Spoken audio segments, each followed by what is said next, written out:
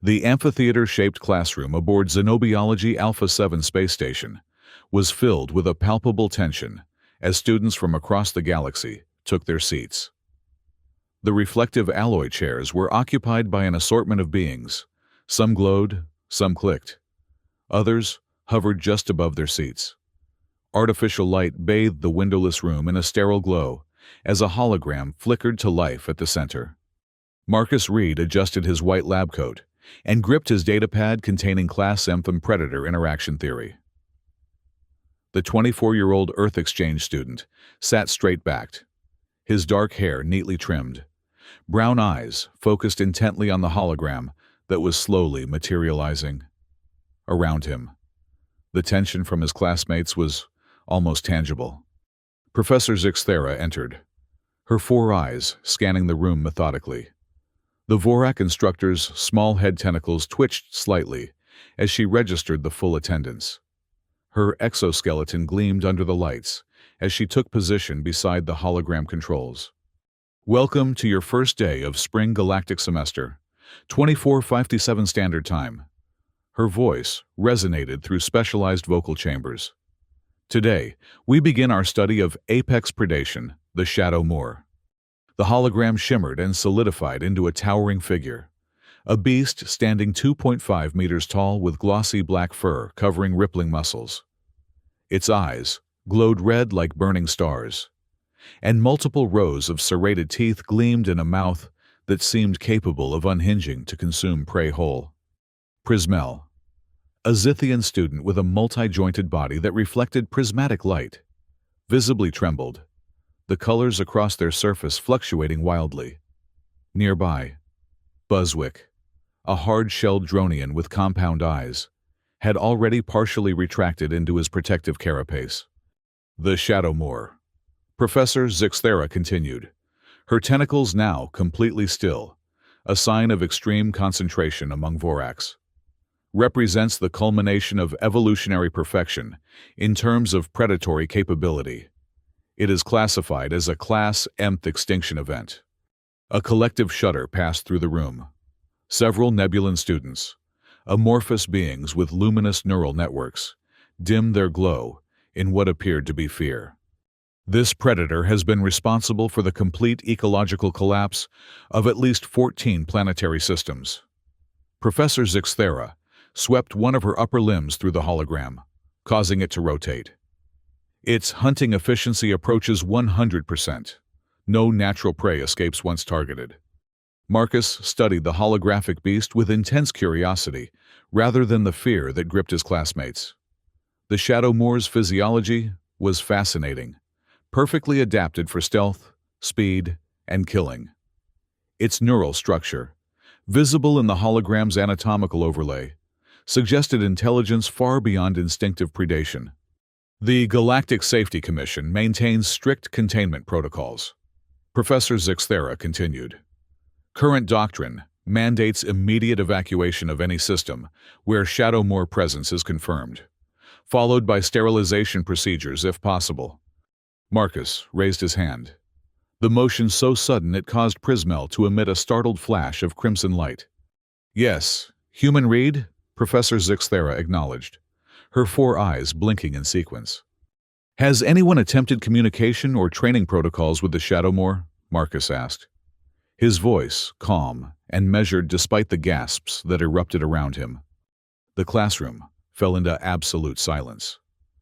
Buzzwick retracted further into his shell until only the tips of his compound eyes remained visible.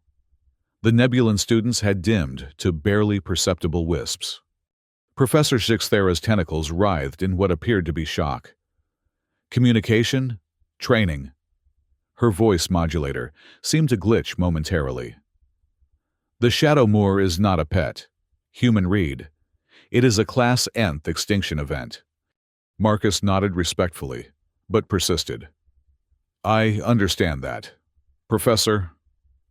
However, recent studies from Earth's xenobiological archives suggest that many intelligent predator species can respond to positive reinforcement and respect-based interaction models. More gasps.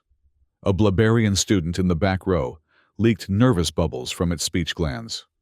The Shadow Moor has destroyed entire civilizations, Professor Zixthera countered, all four eyes now fixed unblinkingly on Marcus.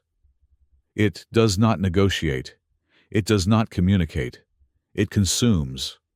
Marcus tapped his datapad, projecting a series of charts beside the hologram of the Shadow Moor.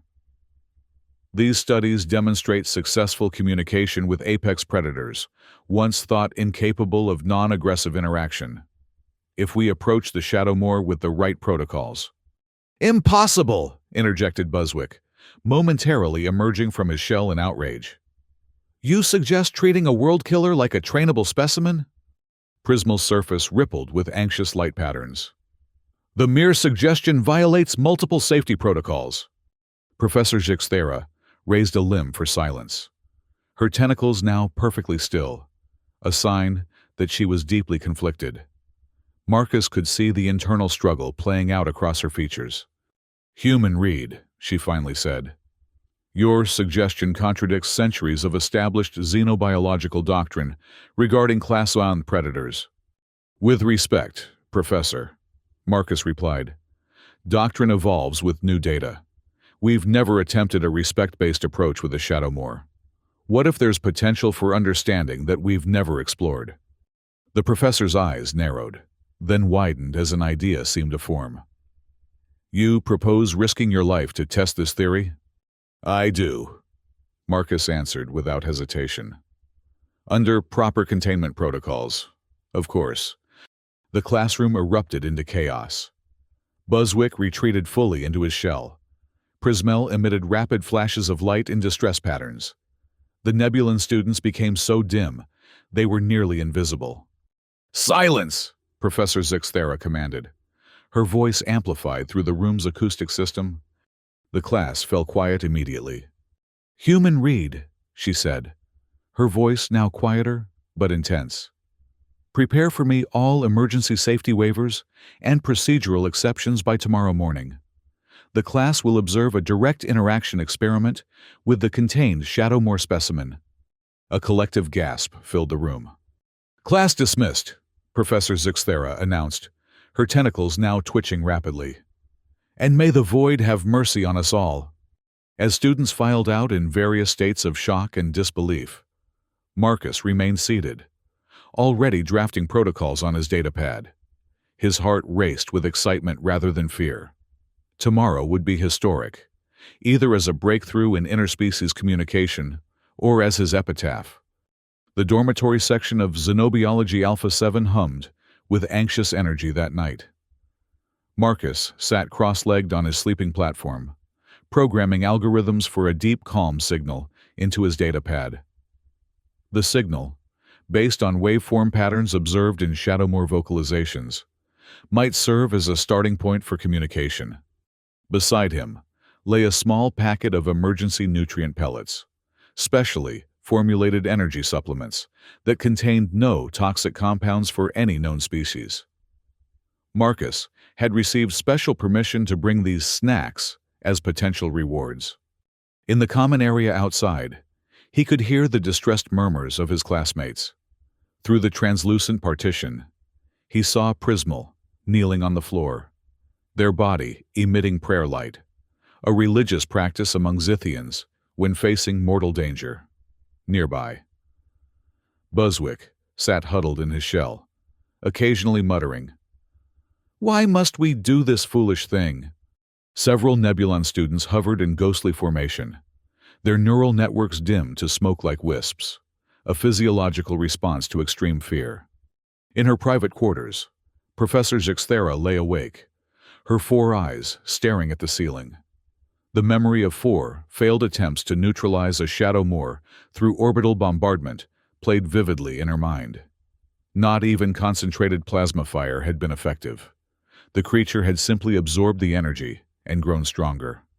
"If the human dies tomorrow," she whispered to herself, "the blame falls on me."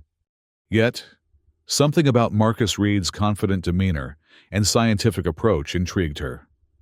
In her centuries of teaching, she had never encountered such calm determination in the face of certain death.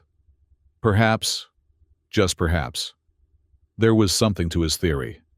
Science sometimes requires calculated risks to discover truth, she reminded herself, a mantra from her doctoral studies. With that thought, she finally drifted into uneasy sleep. Morning came, too quickly. At precisely 0800 Standard Time, the biocontainment section of Xenobiology Alpha 7 was sealed under triple-layer protocols. Armed security personnel stood at attention outside the observation deck, checking credentials of each arriving student. "No one enters without explicit clearance," the chief security officer announced, his tentacles rippling with authority. "Emergency override codes have been distributed to all faculty. If evacuation becomes necessary, follow your designated routes without deviation." The students filtered into the observation deck, a hemispheric bubble of transparent ultra-alloy that offered a clear view into the Shadow Moor's containment habitat. Prismel trembled visibly, their surface reflecting chaotic light patterns. Buzzwick had barely emerged from his shell, compound eyes darting nervously. The Nebulan students hovered near the back, their forms so dim they appeared as mere shadows. Professor Zixthera arrived last, her exoskeleton covered with additional protective plating. She carried a specialized emergency beacon in one of her 4 hands. "Before we proceed," she announced gravely, "I must remind everyone of the extreme danger of today's experiment. The red panic button beside each of your stations will trigger immediate sealing of the containment chamber and flooding with neutralizing gas. Use it if you observe any sign that the Shadow Moor is about to breach containment." She paused, looking at each student in turn. "You have all signed liability waivers acknowledging the risks. This is unprecedented research, and while I believe our containment measures are adequate, no guarantees can be made when dealing with a Class Mth predator." Marcus entered the observation deck last, equipped with his datapad, a multi-frequency sound recorder, the packet of snacks, and a small neural signal receiver. His expression was focused but calm, almost serene compared to the terror evident in his classmates. "Human Reed," Professor Zixthera addressed him, "your final opportunity to reconsider." Marcus smiled slightly. "Thank you, Professor, but I'm confident in the protocol." The professor nodded grimly. "Very well. Proceed to the airlock when ready." Marcus approached the sealed entrance to the containment habitat.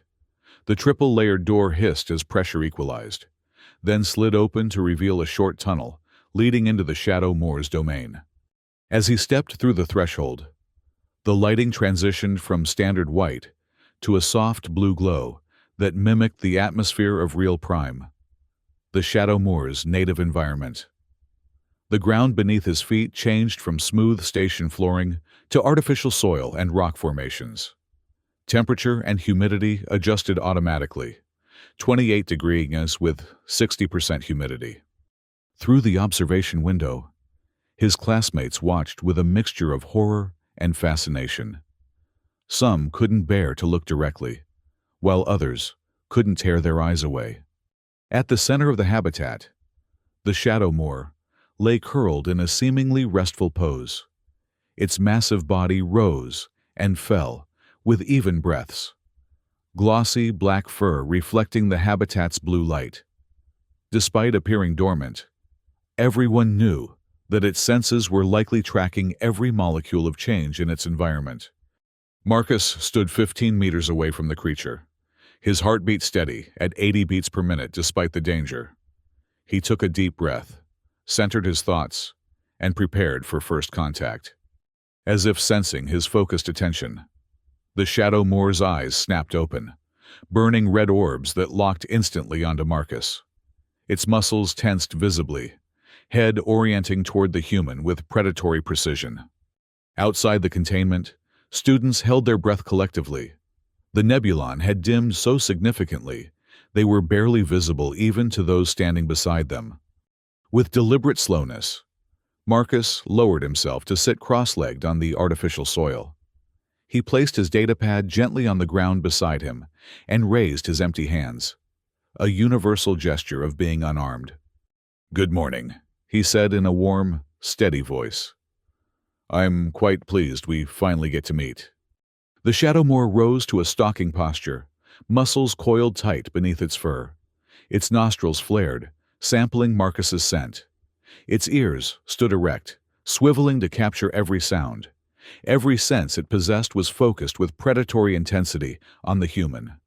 A tense silence hung in the air. Then, astonishingly, the shadow moor did not lunge forward. Instead, it took 2 steps backward and lowered its head slightly, an unexpected behavior that sent ripples of shock through the observing students. Marcus slowly activated his sound recorder, playing a low, rumbling purr that mimicked the shadow moor's own vocalizations, based on previous recordings. The sound pattern followed the deep calm algorithm he had programmed, frequencies that, according to his research, might signal non-aggression. The creature responded with a long, low growl that resonated at a frequency eerily similar to Marcus's recording, almost as if it were attempting to match the harmonics. Outside the containment chamber, students gasped in unison. Professor Shixthera furiously documented every observation, her tentacles twitching with scientific excitement despite her fear. The shadow moor approached until it stood approximately 5 meters from Marcus. It looked fearsome, yet there was an unmistakable curiosity in its gaze, something beyond mere predatory assessment. Marcus remained seated, slowly raising his left hand to offer one of the nutrient pellets, an action that had been specially permitted after extensive debate with the safety committee.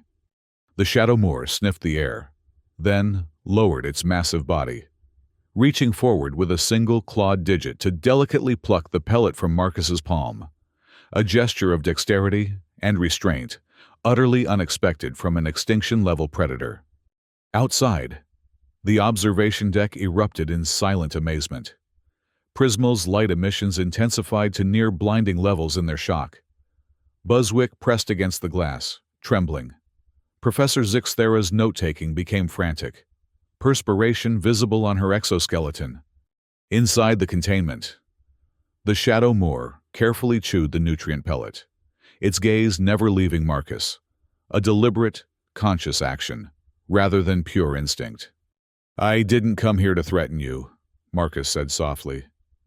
"I only want to understand you." The shadow moor rumbled gently, then backed another step away, as if allowing Marcus greater access to its space.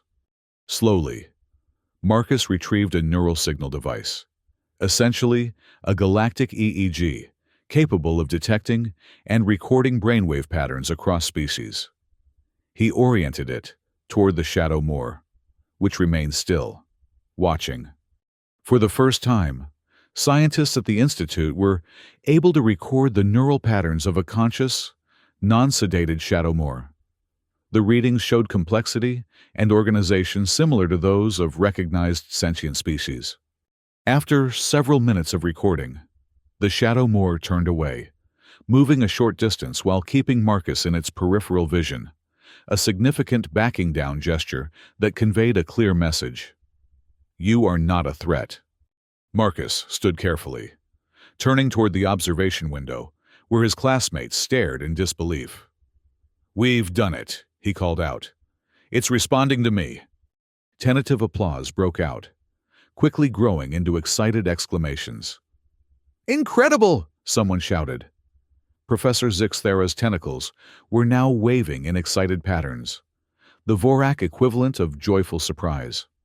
Back in the laboratory section, Professor Zixthera meticulously examined every recording, EEG reading, and video capture of the experiment. Marcus explained the tone-based communication model that the shadow moor had used to respond. "These frequency patterns," he pointed to a waveform display, "match emotional states documented in other apex predators. This modulation here suggests recognition and response rather than random vocalization." The class had transformed from terrified observers to excited participants. Even Prismal, who hours before had been paralyzed with fear, was now generating light patterns of admiration. Buzzwick had fully emerged from his shell, engaged in animated discussion with Nebulon students who had regained their full luminosity. "I never imagined," Buzzwick admitted, his mandibles clicking rapidly, "that such communication was possible. Everything we've been taught suggested immediate aggression was the only response." Prismal's surface rippled with new patterns. "Perhaps our understanding of apex predators has been limited by our fear." The Nebulon and Blabarian students whispered among themselves, "What else might we not know about these creatures?" Professor Zixthera called for attention. "Students, what we witness today challenges centuries of xenobiological doctrine. Human Reed's approach has demonstrated that the Shadow Moor possesses communicative capacity and possibly social and emotional intelligence previously unimagined." She paused, her 4 eyes blinking in sequence, a sign of deep thought among Vorax. "I am hereby issuing a formal recommendation to the Galactic Safety Commission that our approach to Shadow Moor encounters be revised from terminate or evacuate to investigate communicative potential." The announcement was met with astonished silence, followed by excited murmurs. "Furthermore," she continued, "I am approving a new research initiative, exploring Shadow Moor language and social structures. Human Reed will serve as interim research team leader."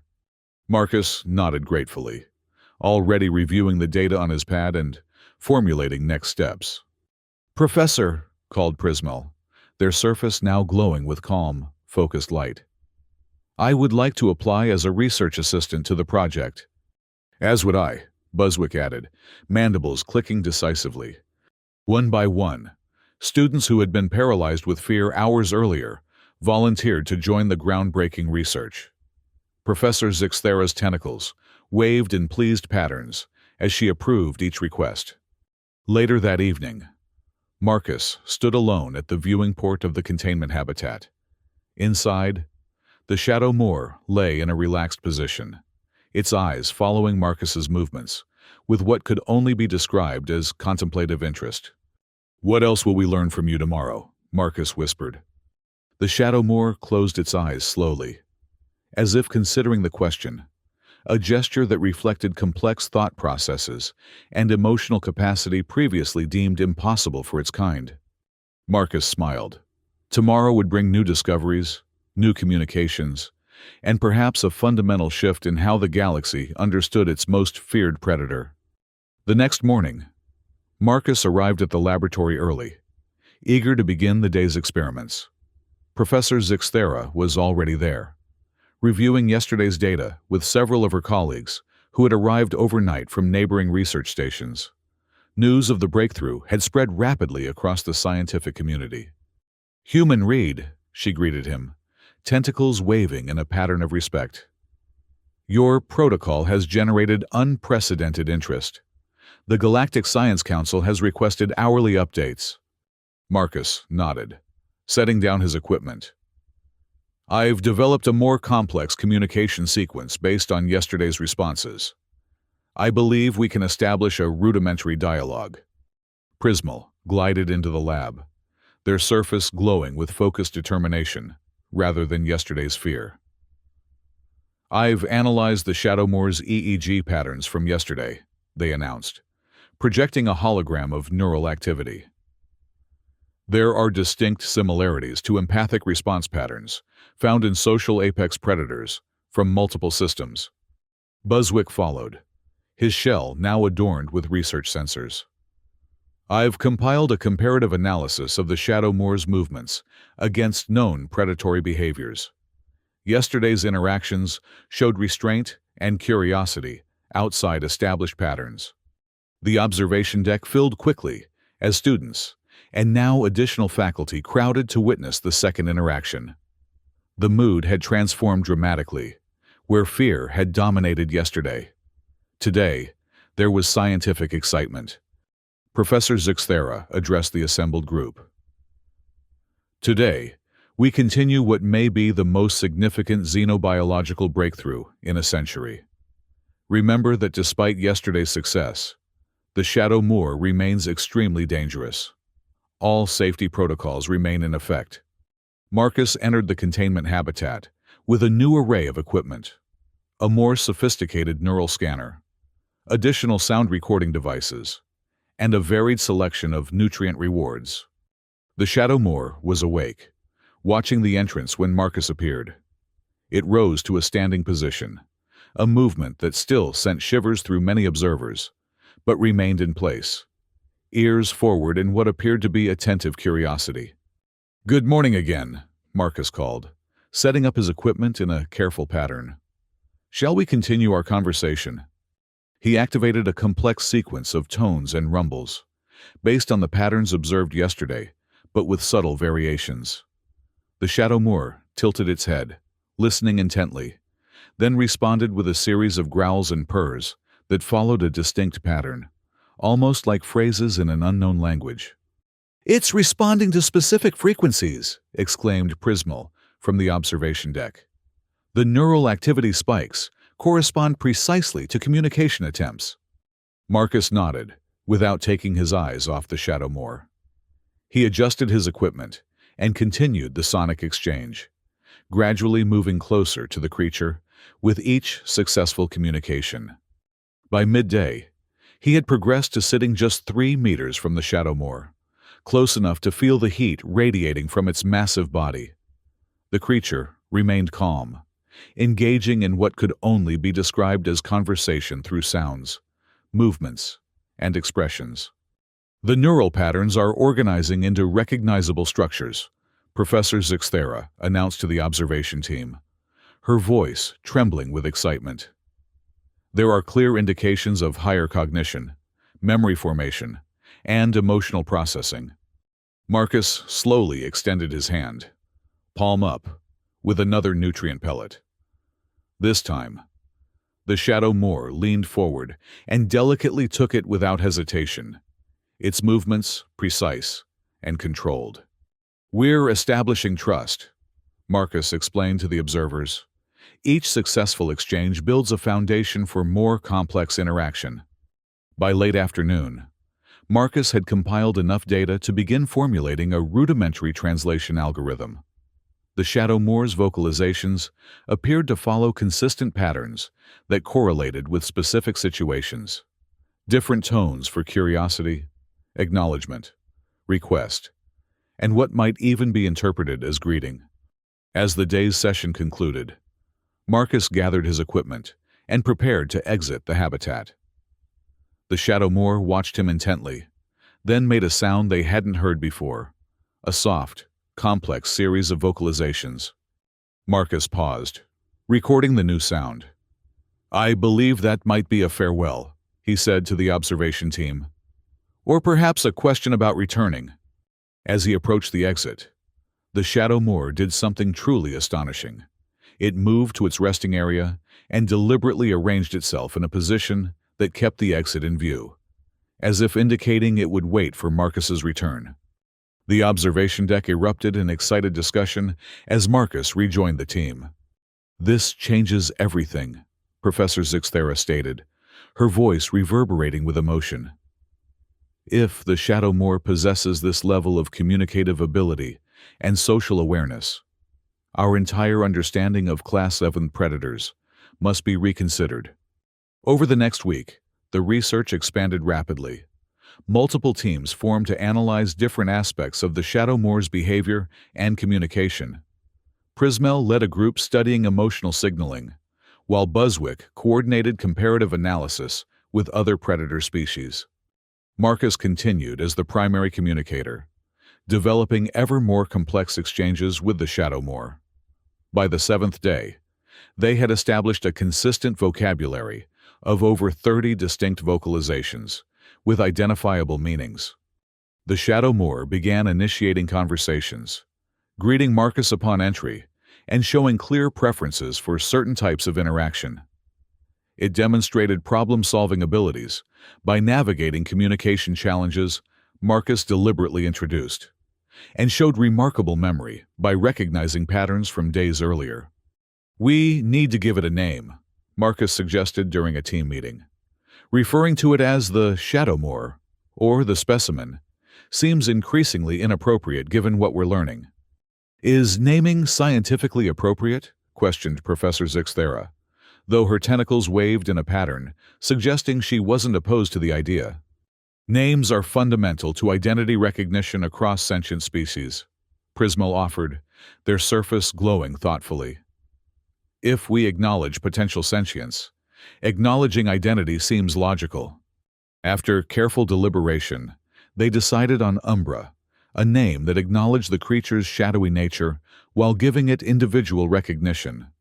When Marcus introduced the name during the next session, the Shadow Moor, now Umbra, tilted its head attentively, then responded with a vocalization that seemed to mimic the syllabic pattern of its new designation. By the second week, news of the breakthrough had spread throughout the galactic scientific community. The Xenobiology Alpha 7 station became the focus of intense interest, with research teams from dozens of worlds requesting access. Professor Zixthera, now the center of academic attention, published her preliminary findings. Shadow Moor, From Absolute Predator to Cognitive Peer, a work that was immediately cited across the galaxy and sparked heated debate. The implications extend far beyond a single species, she explained during a galactic conference call. If we've misunderstood the Shadow Moor so fundamentally, what other so-called extinction threats might we be failing to understand? The Galactic Safety Commission convened an emergency session to review protocols regarding Class Nth predators, with Marcus and Professor Zixthera presenting their findings. We propose a new classification, Marcus told the assembled officials, that recognizes potential for communication before determining extermination as the only option. Meanwhile, Umbra continued to progress in its interactions. It began arranging objects in its habitat into patterns that appeared to have symbolic meaning, a behavior never before documented in its species. On the 15th day, something unprecedented occurred.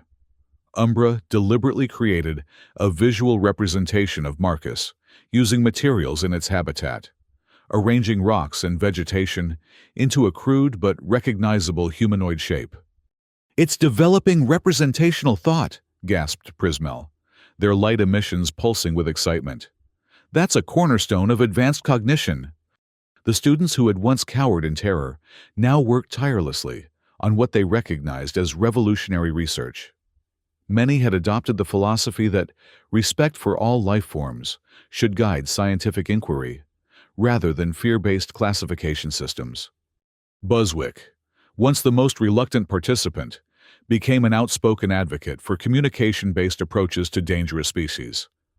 "Fear limited our science," he declared during a student symposium. "Courage has expanded our understanding."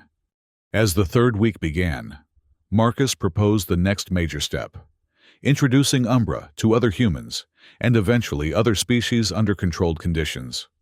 "If Umbra can establish communication with me," he reasoned, "it can potentially develop a framework for interaction with others. This could eventually lead to understanding why Shadow Moors have historically been so destructive and whether coexistence might be possible."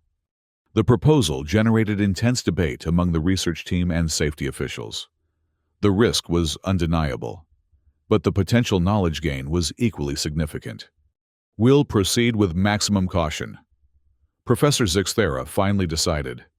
"Protective barriers will remain in place, but will allow limited exposure to additional communicators." The first new communicator was Dr. Alara Voss, a senior xenolinguist who had traveled from Earth specifically for the project. She entered the observation area while Marcus conducted his regular session with Umbra.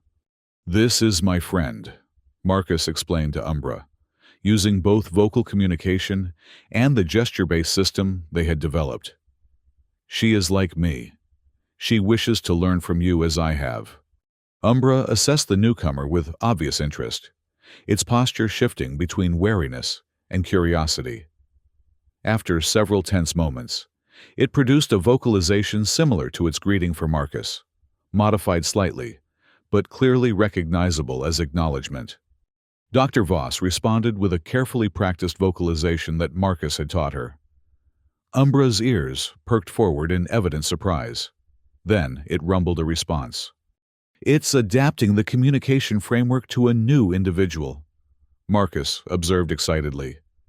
This suggests genuine language acquisition rather than simple conditioning. Over the following days, Umbra was gradually introduced to additional team members, first humans, then carefully selected representatives of other species. Each introduction followed strict safety protocols, but each was more successful than the last, as Umbra demonstrated increasing comfort with diversity. Prismal was the first non-human allowed direct communication. Their luminous communication patterns initially confused Umbra, but the creature quickly began attempting to correlate Prismal's light emissions with the vocal patterns it had learned from Marcus. "It's developing a translation system," Dr. Voss marveled. "It's actively trying to understand communication across different sensory modalities." By the end of the month, the research had expanded into testing Umbra's problem-solving abilities, emotional responses, memory, and capacity for abstract thought. The results consistently indicated intelligence far beyond what had been attributed to shadow moors, potentially comparable to the most advanced sentient species in the galaxy. Professor Zixthera's final report to the Galactic Science Council was revolutionary.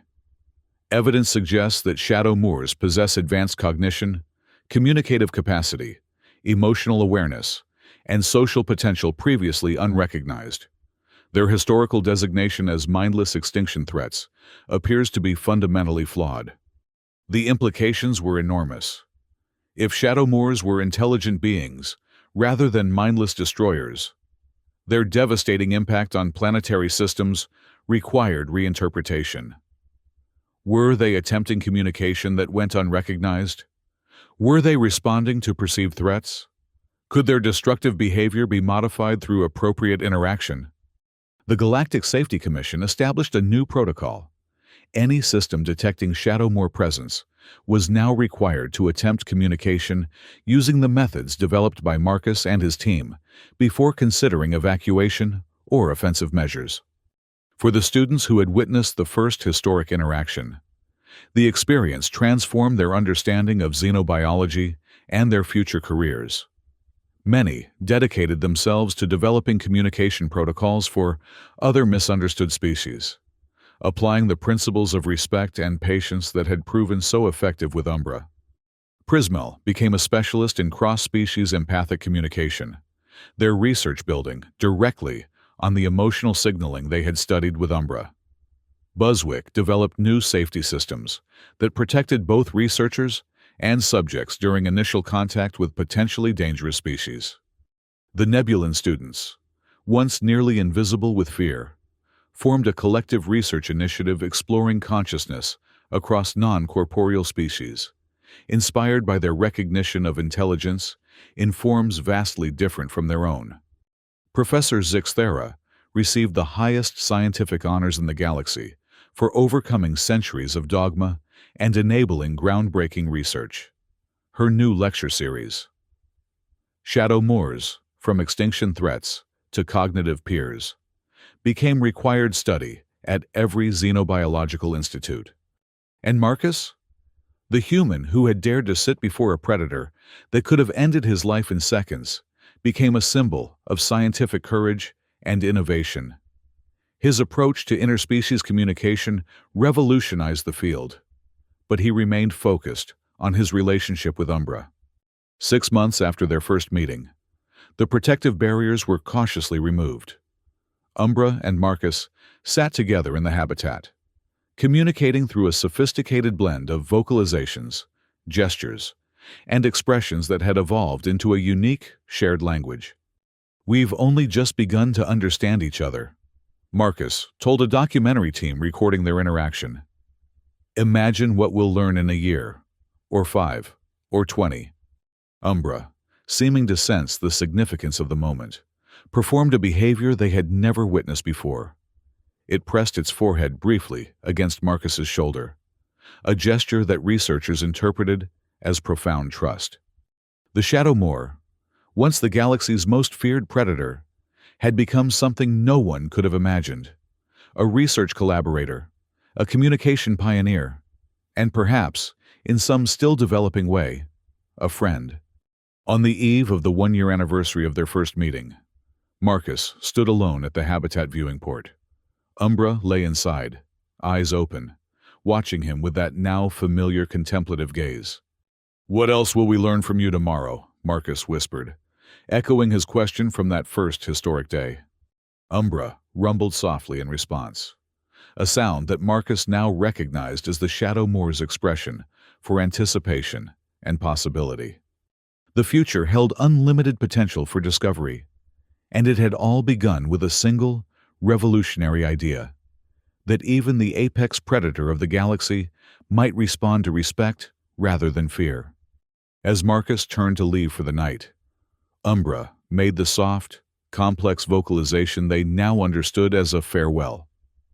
The creature then closed its eyes, appearing to contemplate all that had transpired and all that was yet to come, a gesture reflecting the complex thought processes and emotional capacity that had transformed humanity's understanding of life in the cosmos. The lesson of Umbra spread throughout galactic education systems. Never assume that fear is the only response to the unknown. Sometimes, sitting quietly and offering respect can reveal intelligence where only mindless destruction was believed to exist. And sometimes, the most feared predator in the galaxy might just back away from a human who dared to see it as more than a monster.